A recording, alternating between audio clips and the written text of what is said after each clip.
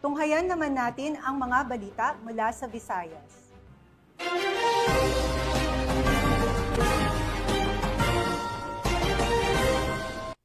Sa halip na huli ng isda, iligal na droga ang bitbit ng dalawang mangingisda na nasabat sa isang matagumpay na anti-illegal drug operation sa Dawis, Bohol.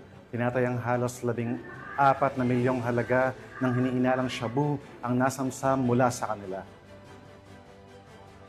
A 9165 o Comprehensive Dangerous Drugs Act of 2002 ang kakaharapin ng dalawang naarestong suspect habang patuloy ang investigasyon upang tukuyin kung may mas malawak pang grupo ang kinilang kinabibilangan. Yan ang balitang hatid ni Patrolwoman Annalyn Canoo.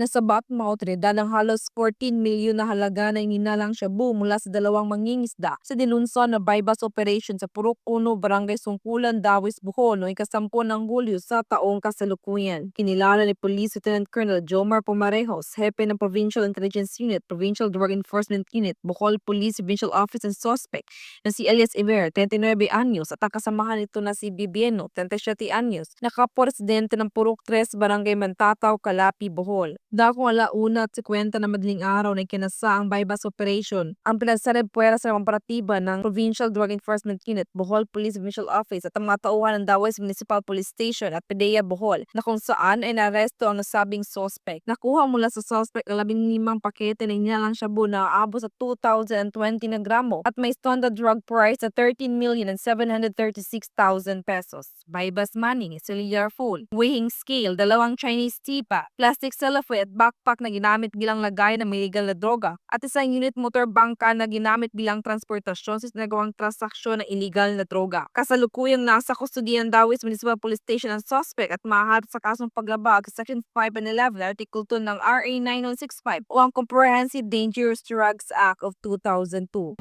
Ang operasyon pong ito ay isang klaro na ebidensya ng ating kapulisan sa lalawigan ng Bohol sa pangunguna ni Police Colonel Arnel Banson, ang ating Provincial Director, ay seryoso po sa ating kampanya kontra illegal droga.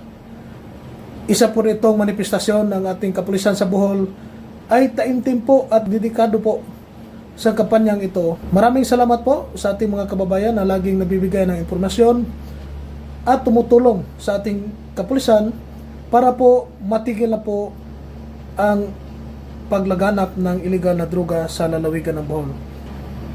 Sa muli po, tayo ay nanawagan sa ating mga kababayan na kung may impormasyon kayo sa mga tao o grupo na involved po sa illegal drugs o shabu o mga drug personality sa inyong lokalidad, huwag po mag-atubiling magsumbong sa pinakamalapit na police station.